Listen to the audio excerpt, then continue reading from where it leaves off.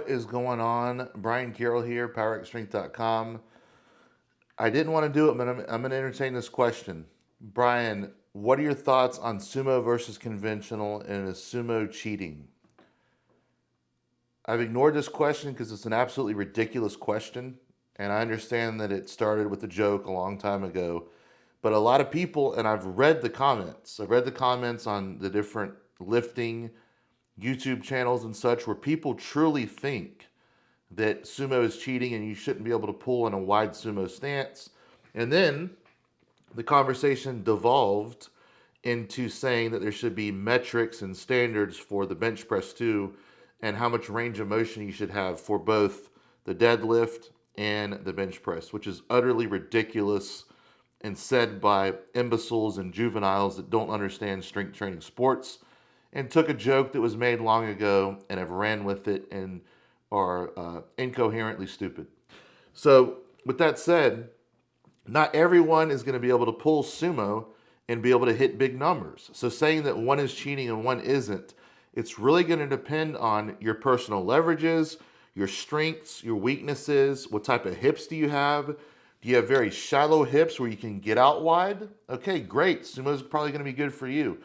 Do you have deep, closed off hips where you're not going to be able to pull sumo and conventional is going to be the better pull for you? Then you should be pulling conventional. But simply saying that sumo is cheating when someone like me has only pulled about the same weight. I've actually pulled a little bit less sumo than I have conventional.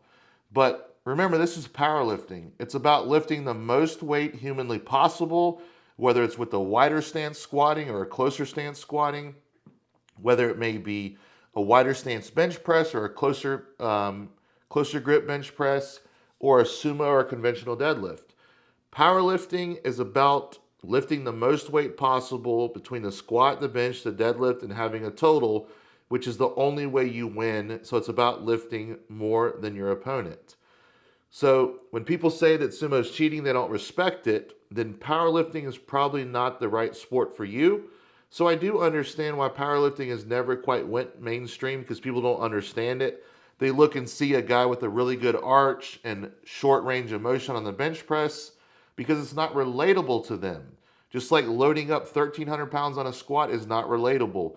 Sumo deadlifting 1,025 is not relatable. They can't understand it.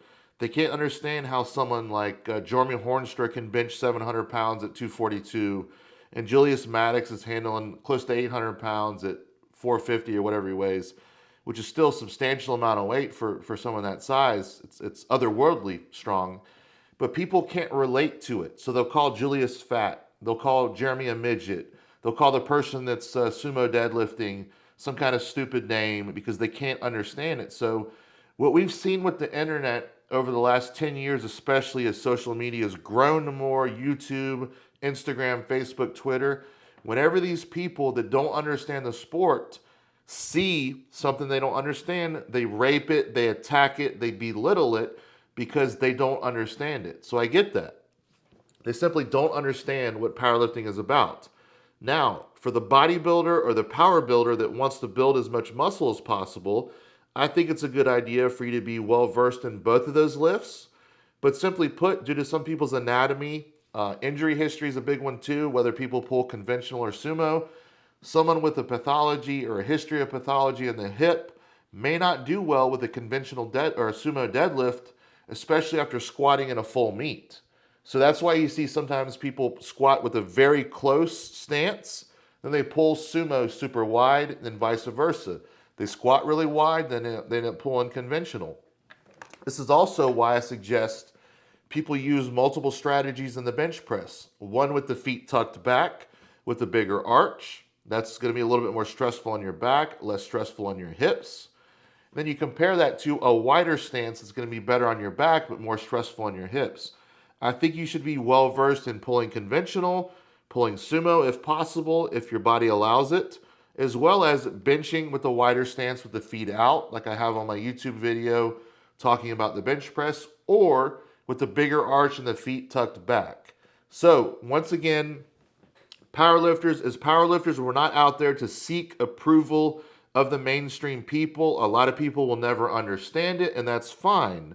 But with that said, to say one type of lifting, whether it's wide or close, or the person's short or fat or skinny, to say that the lift doesn't count just because you don't like the range of motion, or there should be a arbitrary necessary range of motion for people, is silly, because not everyone's built the same, not everyone's the same height, the same leverages.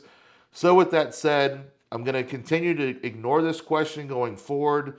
But sumo, even though I don't pull sumo, I don't get a big carryover pulling sumo, I want people to lift to the best of their ability. And if I were still competing, I would want people to pull sumo if that's their best way of pulling, or to pull conventional, or to squat wide, or to bench wide, whatever it may be. I want to lift against the best, lifting the most weight.